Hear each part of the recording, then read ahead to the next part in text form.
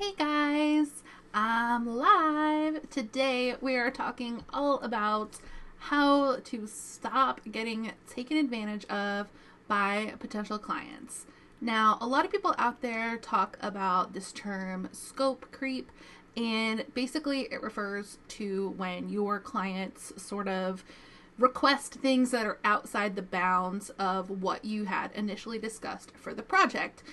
Frequently, this happens with project based or retainer type clients, not so much on hourly because you can just do more for them if you need to, but sometimes it does happen if they're requesting things that like you don't really do, aren't really in your wheelhouse, and they're just kind of expecting you to perform these duties when that's not really what you should be doing. So I'm sure that a lot of us have experienced this in our businesses, but that's not what I'm going to be talking about today. So scope creep is something that a lot of people talk about, but what I'm not hearing people talk about is scope creep that happens like before they even become clients. So people who are taking advantage of you and they haven't even paid you a dime yet. This is like an epidemic in the service provider world, and I really want to make sure that you guys feel prepared to avoid this in the future, because it constantly happens and you feel pressured because you feel like you as a service provider have to compete for this client. You have to impress this client. You have to make this client want to hire you, and you're kind of, because you need the money, are feeling sort of desperate and feeling like you'll do anything in order to get this client. I've felt that way before. I know tons of other people have. But I want you to get to a place in your business where you aren't feeling that sense of like you're wanting to do anything and everything to get your clients, because it almost is like a self-fulfilling prophecy. Like when you act like that, you end up, there's just like a lot of things that can happen that and ultimately will lead you to like not having good clients, not having clients that like don't take advantage of you, not knowing your worth, not respecting yourself and valuing your time. So there's a lot of reasons why I don't want you to do this, and we're going to talk a little bit about that today. Okay, so the question that I want you to ask yourself is, when you're prospecting for a client, how much is too much? So the important thing when you are prospecting for clients and looking for work is to know your worth, know how much of an expert you are, know that the services you provide are valuable, and figure out where you want to draw that line where, they're asking for too much before they pay you. So figure out, what does that too much look like for you? Figure out those limits, and most importantly, stick to those boundaries once you set them. That is really, really important. So not only know what your boundaries are, but actually enforce that over and over and over again until it gets drilled in your head. Like, I do not do this. Like me, for example, I don't work after a certain time of day. I don't work on Sundays ever. And I just don't do those things. And so it's almost like if somebody asks me, I'm just like, no, of course I'm not going to do that. Like, it's just sort of drilled into my head that these are the rules, and the clients have to follow them, and you have to follow them. More importantly, you have to be strict with yourself and make yourself follow them as well. So I'm going to tell a little bit of a story here. Recently I had a prospective client who was interested in a custom sales funnel project, and my custom sales funnels are my most expensive offering. So potentially this would be a big project for me. They usually cost somewhere between like $1,000 and $10,000. It really depends on the client, and I do like a custom proposal for them and everything. So I had a 1-hour discovery call with the client. Normally my discovery calls are supposed to be like 20 minutes, but we did go over. I do frequently go over that allotted time with a client if I don't have back-to-back meetings. But but this is a choice that I've made. So this could potentially be a boundary that you set for yourself. I don't stay on discovery calls more than 20 minutes. I have to go, we're done. Like, and you just leave. But for me, I use that more as like a backup plan, like almost like, you know, how you're always seeing in rom-coms, like people going out on dates and saying, hey, call me in 10 minutes so that if I don't like him, I can leave. And they make up an excuse like, oh my gosh, my mom's in the hospital, I have to go. Okay, so it's kind of like that. Like, I use my 20 minutes as a guideline, where if I feel like the call really isn't going good, I can sort of cut it off at that time. But if the call is going really well and we're vibing and we're chatting and we're discussing, I mean, that can be fun for me. So sometimes I'll break the rules a little bit and let the client stay on longer. But that could potentially be a boundary that you set for yourself. So yeah, I had a 1 hour discovery call with the client, and then I did something I don't normally do. She had been talking about this email that she sent out, and it like wasn't performing as well as she wanted it to be. So I had her send it over to me. I reviewed it. I actually ended up rewriting the whole email for her because I thought it should be like restructured. I just wanted to use that as an example of like, here's what I can do like when we work together. So, and then I built out a custom proposal for her, and after all this, she did agree to work with me, but then she ended up having a bunch of additional questions. So she was like, yeah, let's do it. And then she was like, wait a minute, hold on, I have like 10 questions. So that was fine. She sent them over in a Google Doc, and I was more than happy to spend a couple of minutes of my time responding to her. They were good questions. But we kind of were like going back and forth in the Google Doc, and we got to a point where she was sort of struggling to like understand a certain like a concept that we were talking about, and she wanted to hop on another call to go over in detail like my recommendations for certain like tools and stuff, so that she could make sure that her funnel was built really well. And that's where I decided to draw the line.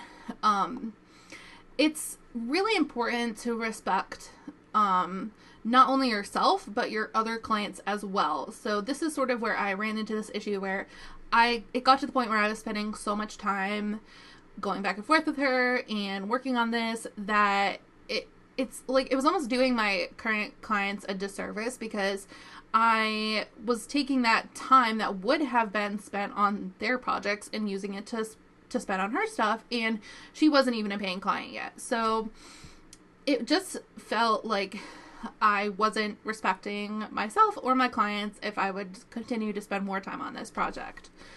It's also, I think, a really bad way to like start out a project, because it allows for your prospective client to like already be taking advantage of you before you even start working together. So basically, like, if you let them walk all over you before they even pay, it sets a bad tone for the whole project. Like, you're just like saying, hey, this is how I work, you can walk all over me, like, let's do this. But I do want to say, at the same time, you have to be sensitive to your clients. You don't want to be rude about your boundaries. You don't want to be like, ugh, stop bothering me. You really want to be diplomatic about it and set those boundaries in a respectful way, really friendly way, and also understand like where they're coming from as well. I feel like a lot of people, when they give advice about scope creep, they're just like, lay down the law, like, don't let them take advantage of you. But I do feel like a lot of the time they're not doing it on purpose.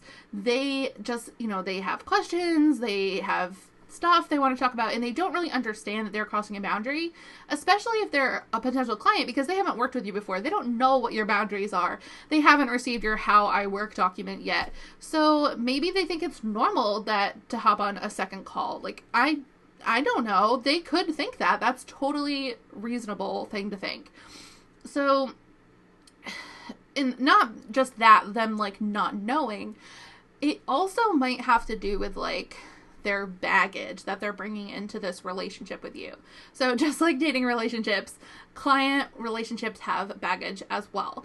So just like you are probably setting boundaries because you've been screwed over in the past by people who are taking advantage of you in those ways, they have probably been screwed over in the past by other service providers in the exact opposite ways.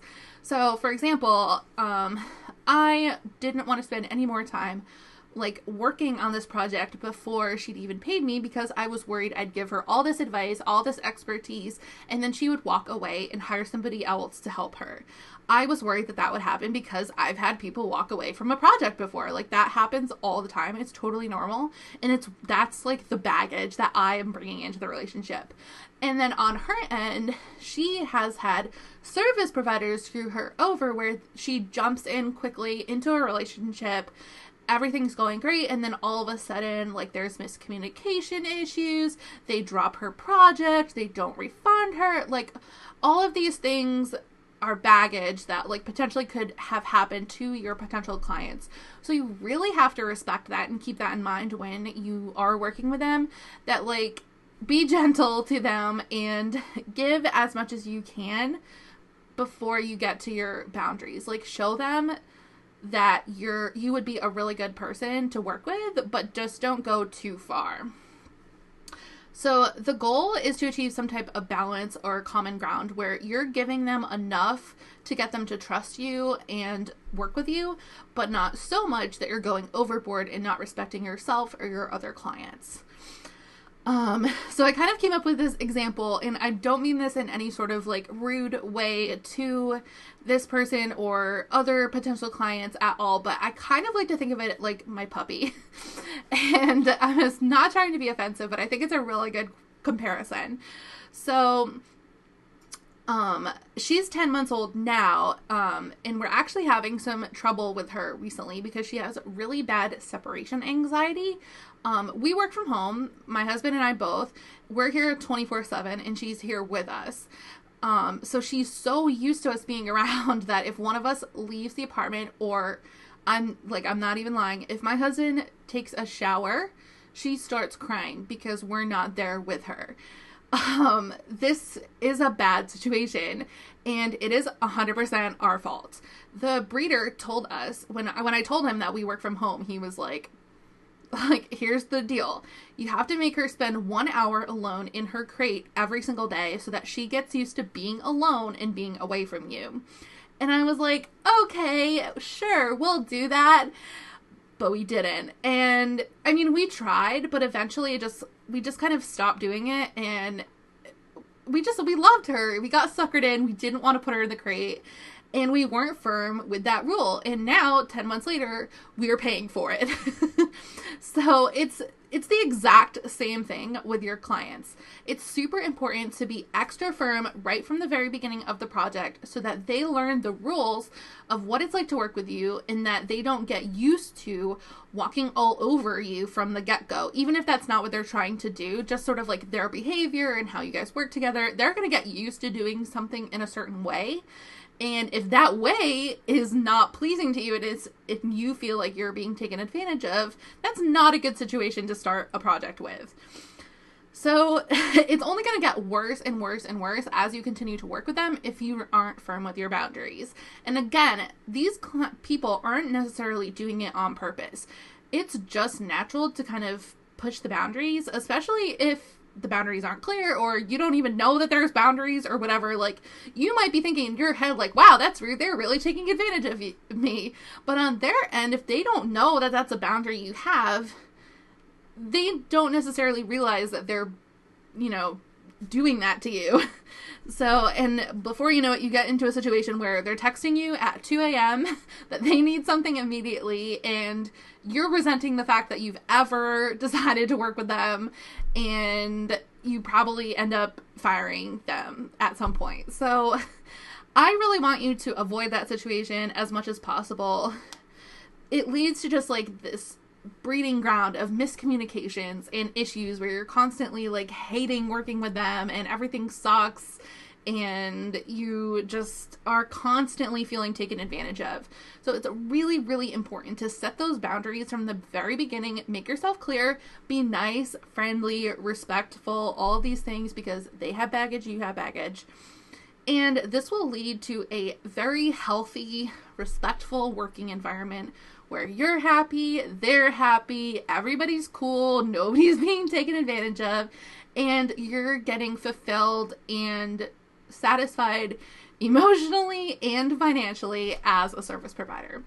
So those are my tips for you guys today. I hope that you really take them to heart, and next time you're talking with a potential client and trying to book that client, tone down the desperation as much as possible and increase your level of respect and how clear you are with your boundaries. So those are my tips for you guys today. Thank you so much for listening, and let me know if you have any questions about dealing with potential clients. Leave me a comment, tag me below, and I'm more than happy to respond.